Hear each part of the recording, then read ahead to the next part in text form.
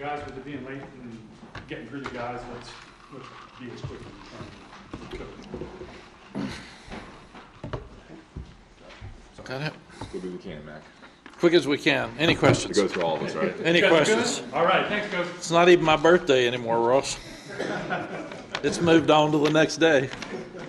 It's 10 minutes after my birthday. Pleased with the win, obviously. It was a perfect opening game for us. We had not seen their quarterback, Musa, and he had an outstanding night. He was a guy at Vanderbilt that didn't play very much. We saw him a little bit in the spring game. The first pass he threw in the spring game was intercepted.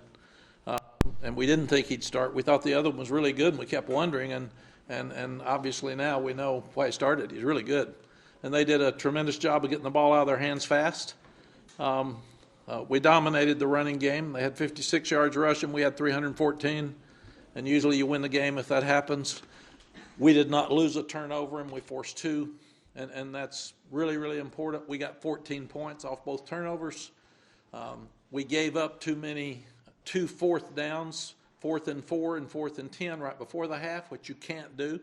You've got to make a play in those situations. But then they forced a turnover at the other end of the field, and offense jumped out and scored with 31 seconds left. So we ended up scoring a touchdown right before the half. We get the ball to start the second half. We scored a touchdown there. It's a 14-point swing and really put us in position to go ahead and win the game. Very proud of Drake. One of the best first games I've ever seen. He was poised. He was accurate. His running ability was good. We did not have a sack. We had very few penalties. I think we had the holding penalty at the end of the game that was down there at the 1 yard line. But other than that, when the older guys were playing, we didn't have a penalty. We had the one they called with the 1 minute drill, but they didn't take it. Or we had the one offsides they didn't take defensively. So we had one penalty on offense. The young backs are good. I was really, really proud of them. We thought they were good. We didn't tackle well early, which is usually the case in your opening ball game because you have trouble tackling a lot in preseason. But no sacks. We forced 3. Very few penalties. No turnovers. We forced 2. We were 4 for 4 in the red zone for touchdowns, not counting the last one, which we just let the clock run out.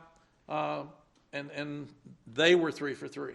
So we got to do a better job defensively in the red zone and in situations. But other than that, kicking game was good. Other than that, I thought it was a great night. Questions? Was the Martin that we saw tonight, is that what you've seen for the last month? Yes. Yeah, he's real good, I think. He's big, he's fast, he's powerful, and he is a difference maker. And George is really fast. George made everybody look slow when he was out there on his run. Mac, what was your thoughts when you saw Drake go airborne? I'm sure you love a competitor but Yeah, when he was about to go over the bar, I said, no, man, come on. But he is a competitor. And some of the no sacks were Coach Bicknell and that offensive line doing a great job. I've seen that throughout camp. Some of it was Drake getting the ball out of his hands so fast because we've changed some things offensively and moved the quarterback some. And some of it's his ability to move around in the pocket and keep his eyes downfield and make throws. How much was the stuff over the middle in part his vision, and how much of a strength is his vision to be able to see everything? Yeah, he is very accurate.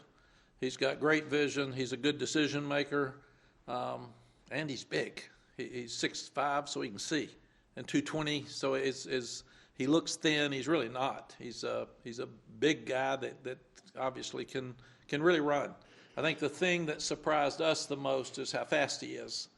And we saw that some in his summer work because he won a lot of the races in the summer. And I told the kids, I said, those defensive backs, wide receivers, Drake's beating you, man. Quarterback's beating you. And he said his legs are longer. But they knew that. They watched him this summer. So they knew that he's got some special skills. Is that what you expected with his composure and confidence? He seemed pretty comfortable out there. I did. I think when you're raised in a family where brother won a baseball national championship, brother won a basketball national championship, dad was a quarterback here and very good and competitive, and he's the younger brother, those older ones beat him down, and he had to compete to have a place in the room.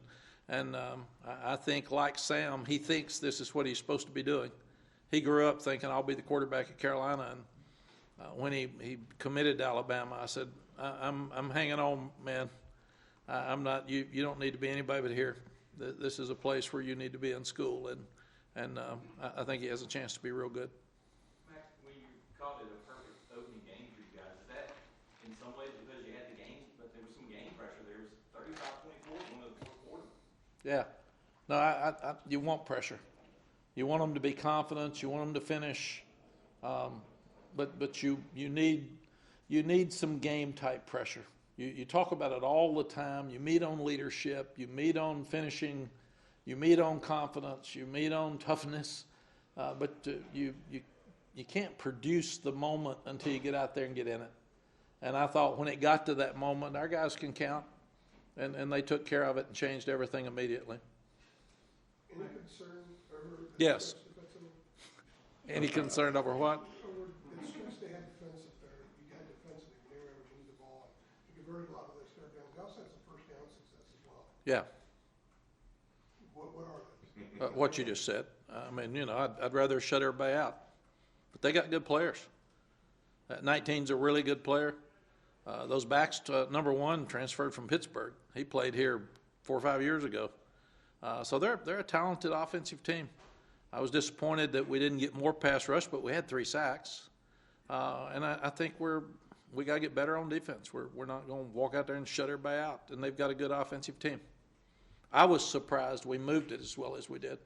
Their defense was one of the best in the country last year in FCS, and they even named themselves, and a lot of them were back. So I was really surprised that we were able to move it as much. So, and we knew nothing about this quarterback. I thought they had a good game plan. They didn't go deep. They were going to get it out of his hands, and they were going to run a little zone read, but I thought they did a good job. Mac, what was it like in the back here? Yes. What was it like going through this kind of, cancellation scare with all the compliance issues they were dealing with? It wasn't fun for Bubba or I, either one. We're sitting there yesterday. I'm actually with the TV people waiting on a text from Bubba to see if we're going to have a game or not. And I'm in the interview with them, and I'd get a text, and I'd say, excuse me, let's wait a minute and see if we're going to keep doing this, because we may not have a game. And they said, well, they're in a team meeting. And I said, well, just let us know. And then they said they're playing. And then when I looked at their depth chart, we got one this afternoon for the first time. There were only 3 guys missing out of the 2 deep. I said, I think they're good, man. You better get ready to play. But I thought it was a really good mind game for our players. They were calling me because they have buddies on the team saying, Coach, I don't think we're going to play. And I said, well, we are. So you need to get ready to play. So we talked today about you've got to be able to maintain that edge regardless of all the distractions that are around you. So I thought it was a great mental test for our team. I even talked to them about Florida State's hour-and-a-half delay. You get ready to play at 4 o'clock, and then you're not playing until 5:30 or 6:30. So you got to be able to do that. There's no excuses. You've got to handle your mind, and minds are crazy and they drift, and young guys can be all over the place. So I was really, really proud that they were able to handle that distraction of not playing. We are playing. There's nobody coming. Whoops, they're all coming. And I told them, we're everything we've talked about is you've got to live your life and practice and play to a standard of excellence. So it has nothing to do with the team we're playing. And that's what we've got to do and build off of that, not to be up and down like we were last year. We have got to play every week regardless of who's out there. And that's an important message for us.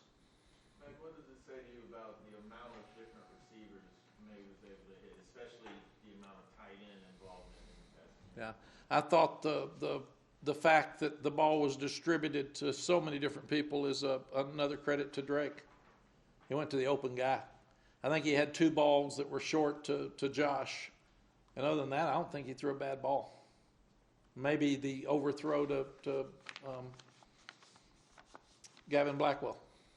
And there was somebody in his face then, but I thought him distributing the ball like that's the reason so many guys caught it.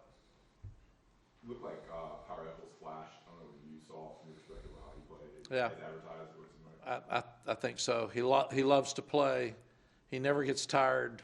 He's like an Energizer bunny out there, and he loves to hit people. So I thought he made a lot of plays.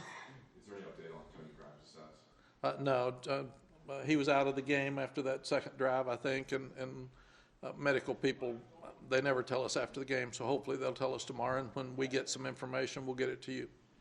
How about Josh Brown? It seemed like he left in the fourth quarter and didn't return the game. Yeah, I had enough. I said, get him out. And that's when Cam Kelly started returning punts. And it's good for Cam to return punts. We got some second-team players, the white team players in on the last extra point. We got some in on kickoff. We got some in on punt return. So we played a lot of players tonight, and that was helpful as well. Coach, you mentioned Marion Hampton over 100 yards rushing tonight. The young running backs that you have, do you see him kind of taking a leg up on those guys now after a performance like this? We have told the guys it's every day. You got to produce every day, and you never know if a freshman's going to be able to handle the pressure of going to work with a focus every day. So tomorrow will be interesting. Tuesday's practice will be interesting to see if he's walking around with a little swagger, if he goes back to work. So we have told him that you got to produce every day if you're going to keep the job. And there are a lot of good running backs. Elijah Green's really good. He comes in at the end of the game, and we're trying to get the game over, and he's about to score. But we're fortunate to have a lot of good running backs. Caleb Hood has missed a lot of preseason. He had a fumble on the sideline, even though it went out of bounds. We're not going to fumble the ball. So we've got to take care of the ball. So that was another message to him, that the guys that are going to play, because he's really good too, guys that are going to play are going to take care of the ball. Earlier this preseason, you said that the goal offensively is to get 5 yards on first down. Yes. Defensively, is it the same? You're trying to keep them under 5 yards on first down? Yes. Use the rule that we got with analytics people, and they said that last year in college football, if you made more than 5 yards, you got a first down 60% of the time. If you made less than 5, you got a first down 50% of the time. So therefore, defensively, it would be just the opposite. So trying to get yards on first down, and we were trying to be physical and run the ball early, and they were cramming the middle, especially on the goal line.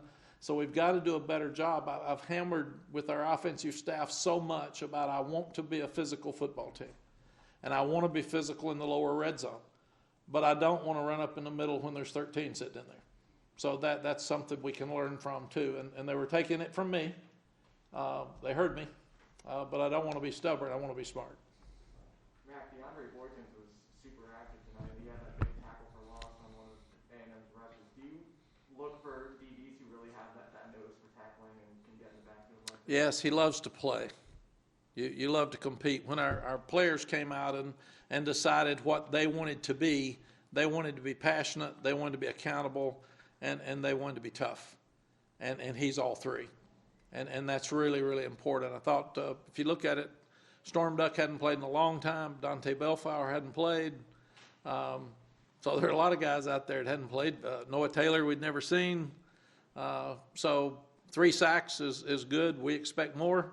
And I do think that we've got some work to do, but the defensive staff's never had a game together. Coach Chiswick hadn't called defenses for 5 years.